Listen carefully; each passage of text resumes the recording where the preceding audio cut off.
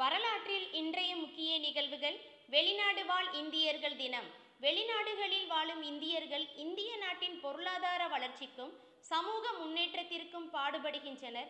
அவர்களின் பங்களிப்பை போற்றும் வகையில் ஜனவரி 9ஆம் தேதி வெளிநாடு வாழ் இந்தியர்கள் தினம் கொண்டாடப்படுகின்றது. மகாத்மா காந்தி தென்னாப்பிரிக்காவிலிருந்து ஜனவரி 9ஆம் தேதி 1915ஆம் ஆண்டு இந்தியா திரும்பினார். காந்தி தாயகம் திரும்பிய நாளை அடிப்படையாக கொண்டு ஜனவரி 9ஆம் தேதி வெளிநாடு வாழ் இந்தியர்கள் தினமாக 2002ஆம் ஆண்டு தேர்வு செய்யப்பட்டது. 2003ஆம் ஆண்டிலிருந்து இத்தினம் கடைபிடிக்கப்படுகின்றது.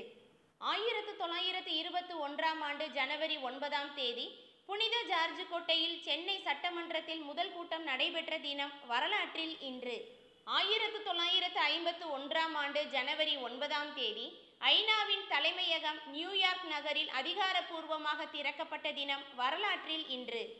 1992ஆம் ஆண்டு ஜனவரி 9ஆம் தேதி முதற் தடவையாக சூரிய மண்டல புறவெளி கோள்கள் கண்டுபிடிக்கப்பட்ட தினம் வரலாற்றில் இன்று.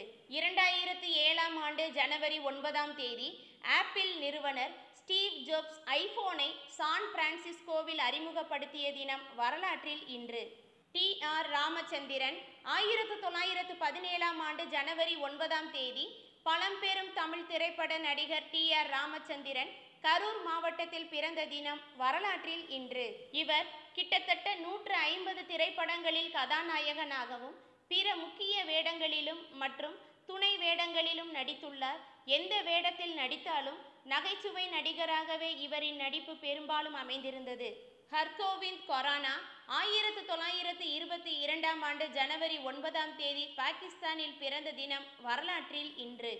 இவர் 1959ஆம் ஆண்டு மனித உடலின் சில செயல்முறைகளுக்கு இன்றியமையாத இணை நொதி ஏ என்ற வேதிப்பொருளை உற்பத்தி செய்தார்.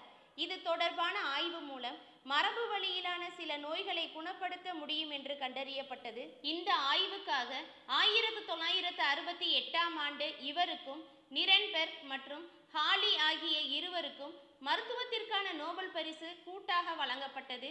மேலும் மரபு குறியீடு ஜெனடிக் கோட், எஸ்கிரிசியா கோலி என்னும் நுண்ணுயிரிகளின் மரபணு உருவாக்கம் போன்ற ஆய்வுகளில் இவருடைய குழுவினரும் ஈடுபட்டனர். அதன்பின் இந்த நுண்ணுயிரியின் சுமார் 207 மரபணுக்களை இவர்கள் செயற்கையாக உருவாக்கினர்.